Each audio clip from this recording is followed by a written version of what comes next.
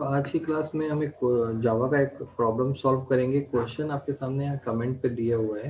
ये single line comment है और 4 बार दिया गया है। यहाँ पर लिखा हुआ है क्रिएट ए क्लास स्टूडेंट। हमको स्टूडेंट नाम की एक क्लास बनानी है। तो हमने यहाँ पर कुछ पहले से बेसिक सिंटेक्स लिख रखा है, जिसमें इम्प्लीमेंट जावा डॉट लैंग को इम्प्लीमेंट किया गया लैंग पैकेज को। और ये ऑप्शनल होता है, अगर आप इसको नहीं भी लिखेंगे तो बाय डिफॉल्ट ही इम्प्लीमेंट हो जाता है, फिर भी हमने लिख दिया है। तो हमको यहाँ पर बोला गया है कि एक क्लास बनाइए स्टूडेंट, स्टूडेंट नाम की क्लास बना दी है। और यहाँ पर आपको पब्लिक स्टैटिक वॉइड मेन यानी मेन के लिए मैंने एक और क्लास बनाई है। तो आपको यहाँ पर ये बहुत इंपॉर्टेंट तरीके से ध्यान देना है कि अगर आपकी फाइल में मल्टीपल क्लासेस है, जैसे यहाँ पे 2 क्लास है, तो फाइल का नाम आपको उस नाम से सेव करना होगा जिसके अंदर पब्लिक स्टैटिक वॉइड मेन है। यानी मेन किसके अंदर है, डे 23 के। तो इसलिए मैंने इसको day23.java के नाम से सेव करना है, न कि स्टूडेंट के नाम से।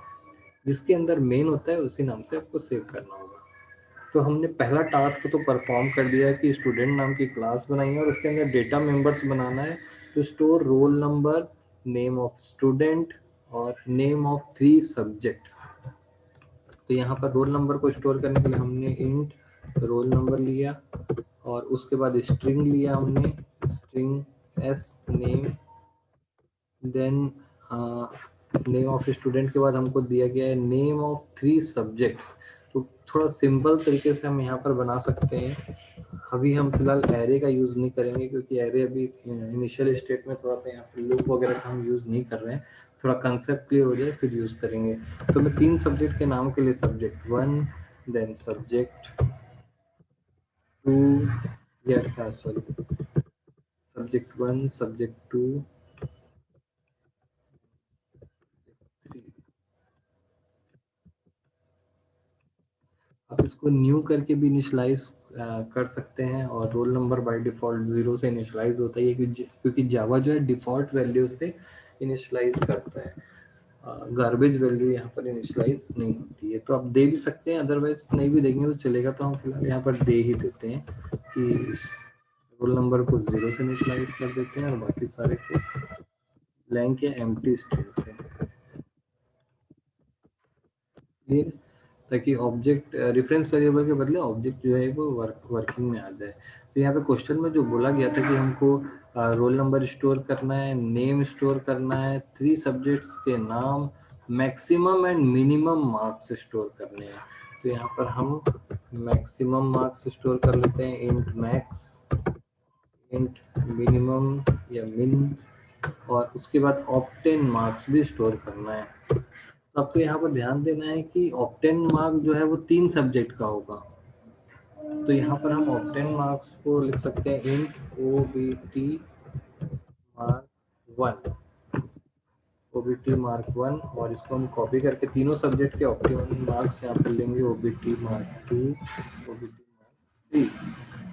Then declare an object of class student. Student का एक ऑब्जेक्ट डिक्लेयर करना है। Provide the facilities to input data and data in data members and display the result of student।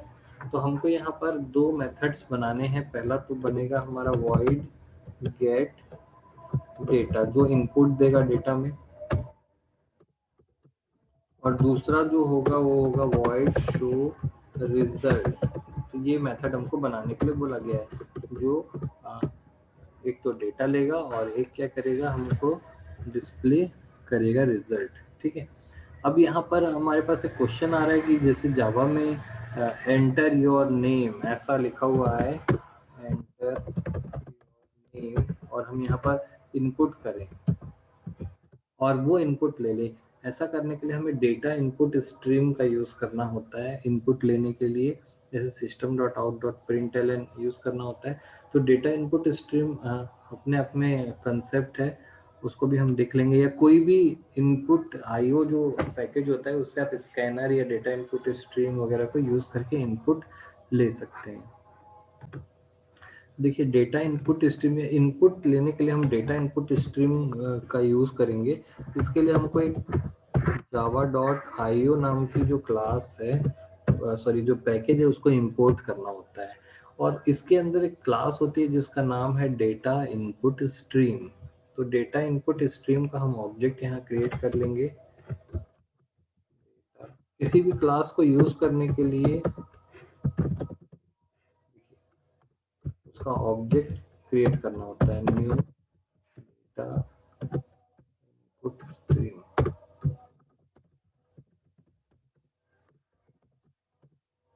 मैंने यहाँ पर ऑब्जेक्ट क्रिएट कर लिया है। तो मैंने यहाँ पर इनपुट लेने के लिए कोड कर लिया है, यानी ऑब्जेक्ट बना लिया है। अब मैं डी डॉट रीड लाइन अगर लिखता हूँ तो यहाँ से एक लाइन, यानी कि एक लाइन का मतलब होता है कि मैंने 3 लिखा और एंटर मार दिया तो वो 3 एक लाइन कहलाएगा।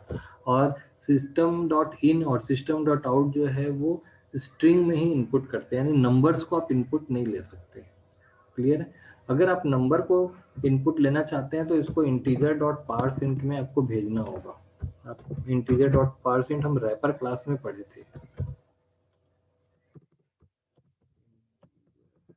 Dot percent. अब ये स्ट्रिंग जो है वो नंबर यानी इंटीजर में कन्वर्ट होगी। अब मैं इसको रोल नंबर में ले सकता हूँ। क्लियर? ये रोल नंबर में मैं रोल नंबर स्टोर करा सकता हूँ। उसके पहले मैं यहाँ पर लिख देता हूँ सिस्टम डॉट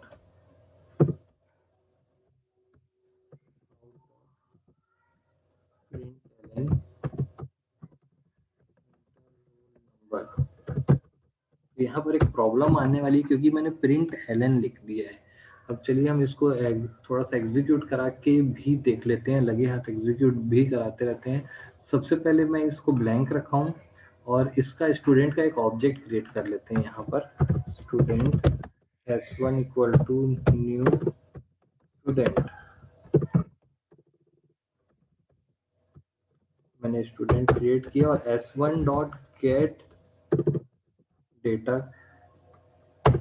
डेट लिखती है गेट डेटा होगा, गेट डेट को मैंने कॉल कर दिया।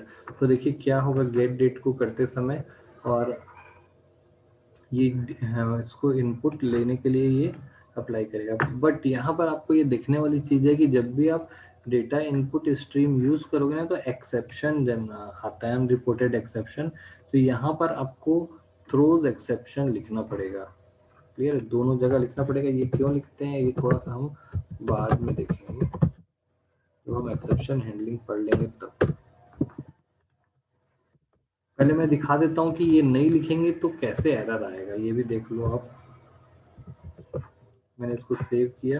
जब मैं इसको कंपाइल करूंगा डे 23 को जावा सी डे 23 डॉट जावा, तो यहाँ पर कैसे एरर देता है देखिए, अनरिपोर्टेड एक्सेप्शन, अनरिपोर्टेड एक्सेप्शन दे दिया, आईओ एक्सेप्शन।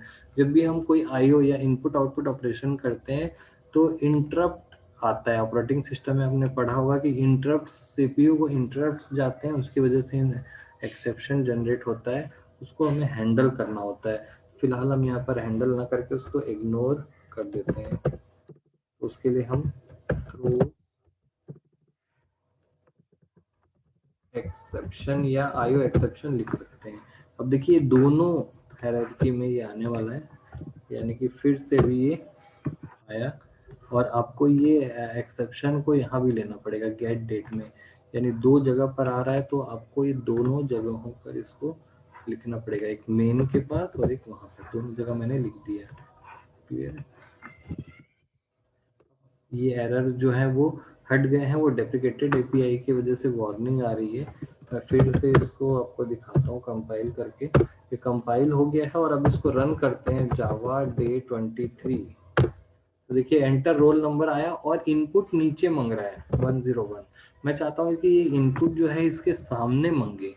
अभी मैंने बताया था कि प्रिंट एलएन लिखने की वजह से नीचे आ गया है।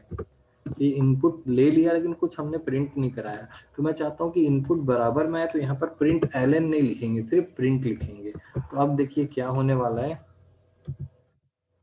कंपाइल किया मैंने और एंटर योर रोल नंबर, और मैंने यहाँ लिखा 101 और ये इनपुट हो चुका है। लेकिन इनपुट के साथ हमने कोई भी प्रोसेसिंग नहीं की है। क्लियर है?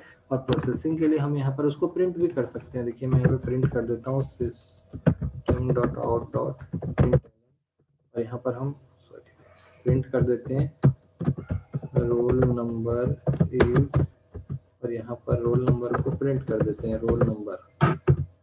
ठीक है, तो अब ये प्रिंट भी होगा, प्लस यहाँ पर हमको कॉल करना पड़ेगा s1 डॉट शो रिजल्ट। मैंने इसको कॉल कर दिया, s1 डॉट शो रिजल्ट करेंगे तो ये कोड एग्जीक्यूट होगा, देन ये प्रिंट हो जाएगा। अब देखिए आउटपुट क्या आने वाला है आपका, ये एंटर रोल नंबर 10099 मैंने दिया और आपका आउटपुट आ गया रोल नंबर 10099, यानी एक नंबर इनपुट लेकर के एक नंबर आउटपुट हमने करा दिया है। अब हमको जो बाकी टास्क थे वो भी परफॉर्म हम कर सकते हैं, क्योंकि हमको बोला गया है कि रोल नंबर भी इनपुट लो, नाम भी लो, सब्जेक्ट भी लो, मिनिमम मार्क्स मैक्सिमम मार्क्स सब लो। तो subject sorry name subject 1 subject 2 subject 3 बहुत सिंपल है लेना। इसको चुपचाप हम कॉपी करेंगे, ये नेम के लिए बनाएंगे एंटर नेम, और नेम जो है वो स्ट्रिंग है इसलिए पार्स इंट नहीं लगेगा, यहाँ पर डायरेक्ट ले लेंगे और नेम जो है वो एस नेम में चला जाएगा, जो वेरिएबल है इसमें ये वाला। ऐसे ही सब्जेक्ट 1 सब्जेक्ट 2 सब्जेक्ट 3 भी जाएगा, तो हम इसको कॉपी कर लेते हैं सब्जेक्ट 1 सब्जेक्ट 2 सब्जेक्ट 3। क्लियर है, ये पहला वाला एंटर 1 सब्जेक्ट 2 एंड सब्जेक्ट 3, यहाँ पर रहेगा सब 1, यहाँ रहेगा सब 2, सब 3। तो बिल्कुल सिंपल तरीके से मैंने सब्जेक्ट 1 सब्जेक्ट 2 और सब्जेक्ट 3 को इनपुट ले लिया, दो दो लाइन को कॉपी करके, यानी हमारा इतना इनपुट लेने का काम हो चुका है। अब ये देखिए फिर इंटीजर इनपुट लेने हैं 1 2 3 4 5, 5 इंटीजर इनपुट लेना है। तो इंटीजर इनपुट लेने के लिए ये वाला मैं कॉपी कर लेता हूँ इंटीजर डॉट पार्स इंट वाला, और यहाँ पर 5 बार हम पेस्ट कर देते हैं 1 2 एंड 5। 5 बार मैंने पेस्ट कर दिया।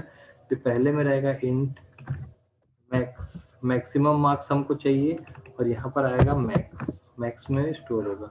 सेकंड में हमको क्या चाहिए था मिनिमम मार्क्स, तो यहाँ पर क्या आएगा मिन। ये मैक्स और मिन जो है वो हम कहाँ से डिसाइड कर रहे हैं, यहाँ मैक्स मिन ऑप्टेन मार्क 1 2 3 ये तीनों को करना है अब। ठीक है, तो यहाँ पर मैं लिखूंगा OBT 1। ठीक है, यहाँ होगा मार्क 1, ये होगा 2, यहाँ होगा 2 और यहाँ होगा 3। ये हमारा लगभग प्रोग्राम बनने को है। ये मैंने सबको इनपुट ले लिया। अब इनको आउटपुट में प्रिंट कराना है हमको, तो मैंने रोल नंबर यहाँ पर प्रिंट कर रखा है और मैं यहाँ पर नेम प्रिंट करूंगा, नेम इज एस नेम। फिर मैं यहाँ पर सब्जेक्ट के नाम प्रिंट करूंगा, 3 सब्जेक्ट के नाम, सब्जेक्ट के नाम के लिए 1 2 3, यहाँ पर सब 1 सब 2 देन सब 3, और यहाँ पर भी होगा सब 1 सब 2 एंड सब 3, तीनों सब्जेक्ट के नाम। ऐसे ही मिनिमम मैक्सिमम और 3 सब्जेक्ट के मार्क्स हमको प्रिंट कराने हैं, तो इसके लिए हमको 5 की जरूरत पड़ेगी। यहाँ पर हमने 5 लाइन ले लिया। यहाँ पर हम लेंगे मैक्स, दूसरा लेंगे मार्क 1,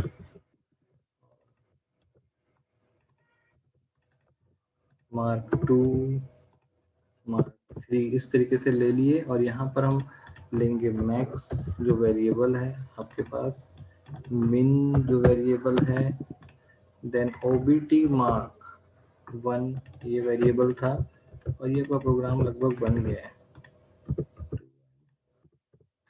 हमारा प्रोग्राम जो है बन के रेडी है।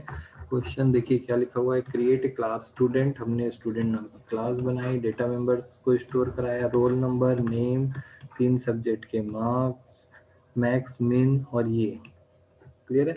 इसके बाद बोला है कि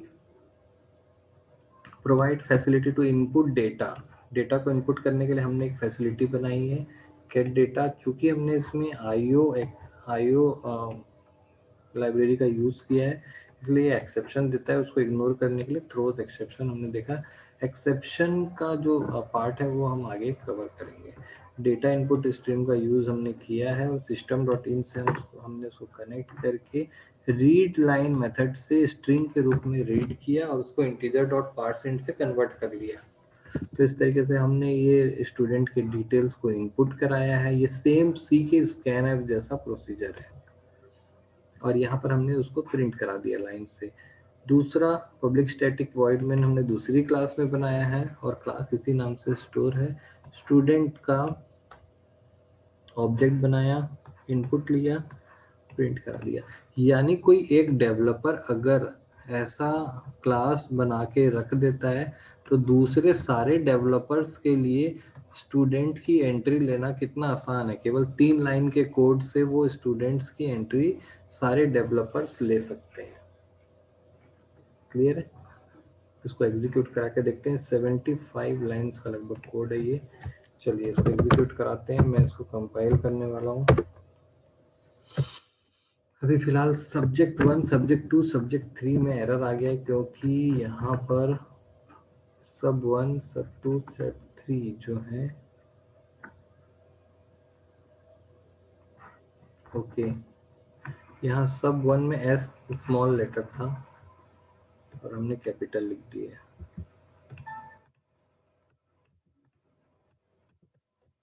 इस तरीके से फिर से मैं सेव करता हूँ। देन यहाँ पर मैंने सेव किया, कंपाइल करते हैं। नहीं है, इतना बड़ा प्रोग्राम जो है हमारा कंपाइल हो गया है। फिर से देखिए कंपाइल हो चुका है। रन करते हैं जावा डे 23। तो देखिए आपका पूछ रहा है रोल नंबर, मैंने दिया 101, एंटर नेम गिरा, मैंने सब्जेक्ट 1 लिखा, मान लो सी DBMS एंड जावा।